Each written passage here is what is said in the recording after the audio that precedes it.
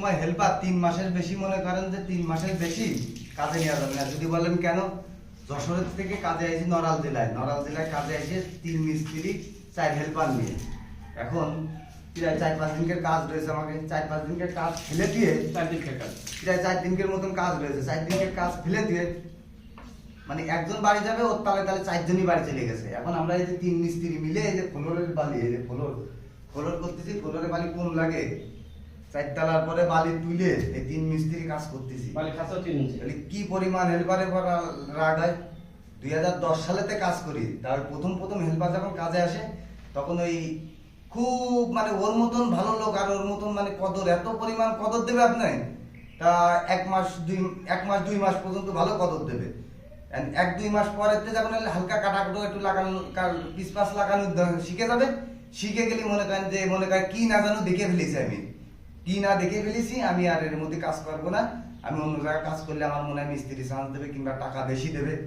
ঠিক আছে, তাই এই জন্য 3 মাসের বেশি কোনো মিস্ত্রি কোনো হেল্পার রাখা যাবে না। 3 মাস পরে যায় লাগে নতুন একটা নিয়ে নিতে হবে। 3 মাসে যখন হালকা পাতলা শিখবে, ঠোক খাইয়ে বেড়াবে, অনেক ঠোক খাইয়ে বেড়াবে, অনেক ঠোক খাইয়ে বেড়াবে, অনেক ঠোক, মিস্ত্রি সে হতে পারবে না।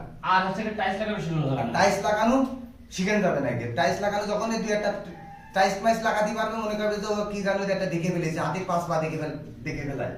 যার কারণে এটা সবসময় জন্য খেয়াল রাখতে হবে যে কোনো হেল্পারে টাইলস লাগাতে দেওয়া যাবে না।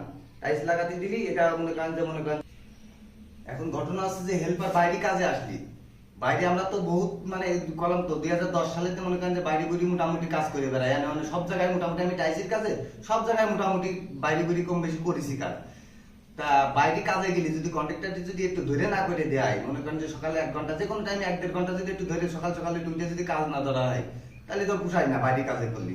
বাইরে কাজের নিয়মকে একটু ধরে কাজ করা, আমরাও তো করে আইছি। একে সকাল ডাক দিলি একে মনে করেন যে ওরে বাবা, একে 440 ভোল্টেজ থাকবে, ঘুমাবে সারা রাত, খেলবে মনে করেন যে ওই বিমান রবে সারা রাত, বিমান রবে। আর হলো মনে করেন যে 1টা-2টোর দিকে ঘুমোবে, এবার সকালবেলা মনে করেন যে আসে মাথার জোর থাকে না, মানে হাঁটুর বল থাকে না, এনে মনে করেন চোখ দিয়ে কেতরা নিকবে বেরোবে, এই তালভানা করতে মনে করেন যে এগে মনে করেন যে রাত 1টা-2টোর দিকে ঘুমবে, সকালবেলা ঘুমিতে উঠবে না।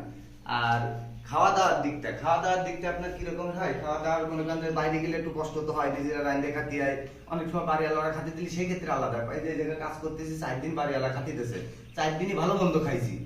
আর মনে করেন নিজেরা যখন একটু রাইন দেখায় তখন মনে করেন যে মোটামুটি একটু কম, মানে সবসময় কিন্তু ভালো খাবার। কালকে গরুর গোশ খাইছি, জোর পুরো ভরপুর জোর।